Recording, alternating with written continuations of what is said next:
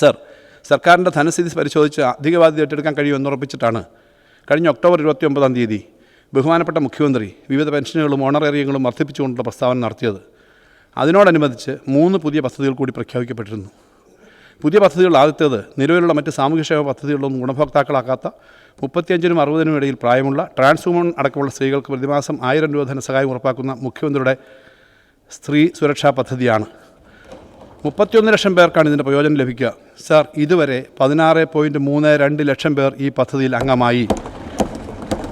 ഈ പദ്ധതിക്ക് 3720 കോടി രൂപ വകയിരുത്തുന്നു. സർ, രണ്ടാമത്തേത് അഭ്യസ്ത വിദ്യരും തൊഴിലിനായി വിവിധ പരിശീലനങ്ങളിൽ ഏർപ്പെട്ടിരിക്കുന്നവരുമായ ചെറുപ്പക്കാർക്ക് ഒരു പ്രോത്സാഹന സഹായം എന്ന നിലയിൽ പ്രഖ്യാപിച്ച് നടപ്പിലാക്കിയ മുഖ്യമന്ത്രിയുടെ കണക്ട് വർക്ക് സ്കോളർഷിപ്പ് എന്ന പദ്ധതിയാണ്. സർ, 5 ലക്ഷം ചെറുപ്പക്കാർക്ക് ഇതിൻ്റെ പ്രയോജനം ലഭിക്കും. ഇതുവരെ ഈ പദ്ധതിയിൽ 68,731 പേർ രജിസ്റ്റർ ചെയ്തിട്ടുണ്ട്. ആദ്യ മാസത്തെ സ്കോളർഷിപ്പ് തുക വിതരണം ചെയ്തു കഴിഞ്ഞു. മുഖ്യമന്ത്രിയുടെ കണക്ട് വർക്ക് സ്കോളർഷിപ്പ് പദ്ധതിക്കായി 400 കോടി രൂപ മാറ്റിവെക്കുന്നു. സർ, മൂന്നാമത്തേത് കുടുംബശ്രീ CDSകൾ ADSകൾക്കുള്ള 2025 നവംബർ 1 മുതൽ പ്രതിമാസം 1000 രൂപ പ്രവർത്തന ഗ്രാന്തായി നൽകാനുള്ള തീരുമാനമായിരുന്നു. 19,470 ADSകൾക്ക് ഇതിൻ്റെ പ്രയോജനം ലഭിച്ചു തുടങ്ങി. സാർ, തൊഴിലാളികൾക്കും കൃഷിക്കാർക്കും മറ്റ് അധ്വാനിക്കുന്ന ജനവിഭാഗങ്ങൾക്കും കരുതലാവുന്ന ക്ഷേമ പരിപാടികൾ പ്രഖ്യാപിക്കാനും നടപ്പിലാക്കാനും അവരുടെ സർക്കാർ അധികാരത്തിലിരിക്കുമ്പോഴല്ലേ കഴിയൂ. മറ്റാർക്കും കഴിയാത്തതുകൊണ്ടാണ് ഞങ്ങൾ ആ ഉത്തരവാദിത്വം ഏറ്റെടുക്കുന്നത്.